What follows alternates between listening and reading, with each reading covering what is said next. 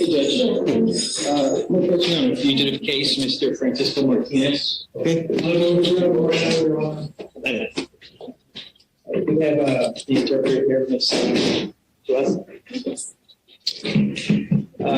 This is one where I think they arrested the wrong guy, so it's going to be released. The only issue is this might pop up in the future, so I don't know if where you can see. Not me letter. He has to go to the demanding jurisdiction, that's the judge, or it could be the prosecutor assigned to the case, saying that this is my face attached to this government name, I have a different FBI number, whatever they want to pick. I don't care. But, because it's the same date of birth, so that's going to be irrelevant for the not-me letter. How do you know? Did you do Tattoos and FBI number and mugshots. Okay. It's a common name, and I Yes, guess it's a very common name. I guess common-ish date of birth. Ish? Or the same date? But no, it's same date of birth. It's just we had one happen last week, so 2 in 2 weeks is kind of unusual. Yeah, I would say so. So you're definitely going to file a Nellie now? I already filed a dismissal. Okay. So where is it that he goes? I don't remember. Where is it he goes? To get that letter? Jurisdiction. Yeah, that's the thing. I But did. where? I don't even remember. Illinois. Wait, sorry? Oh, yeah, that's where he's from. That's where he had to get it from. So he's going to have to go up there. Right. Where though? Is it at County? Is it at a sheriff's office or? No, it's going to have to be by the court or the prosecutor, because they're the ones attached to the case that they're going for. Because ultimately it's the warrant, and if the warrants are called, it makes it all irrelevant. But Morning, Mr. Martinez. You have a very common name, and there are a gajillion Francisco Martinez's out there. There's unfortunately, there is someone wanted in that jurisdiction that has your name, and you see now that you've been wrongly arrested, you're going to be released today. The fear is that this continues to happen. So I don't know, there are methods out there. And Mr. Kim, you say there's a letter that he can get. yes. What we're going to do is, I cannot give you legal advice, but I'm going to have your lawyer that we've appointed to represent you tell you how you can take care of this so that it doesn't happen again.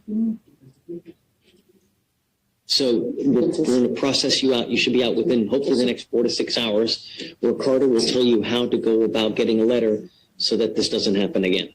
Do you have any questions? Did you want to add anything, Ricardo? It's fair to say, Judge, it's just a bad situation. Pues es difícil, este señor fue arrestado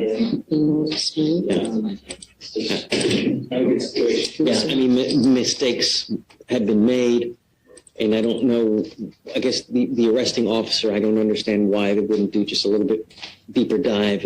Well, when they're on the field and it's obviously an arrest in the evening, is us being one of the few agencies that's truly 24/7, is that they can only confirm by teletype for whatever the fugitive division is. And so with it's most commonly name and date of birth, and statistically that should narrow it down, but it's just, because you can't send them Mobile apices?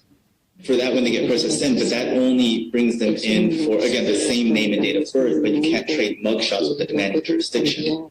Because the teletypes can't support images. And so ultimately it's only what the text is, and that text is the name and date of birth.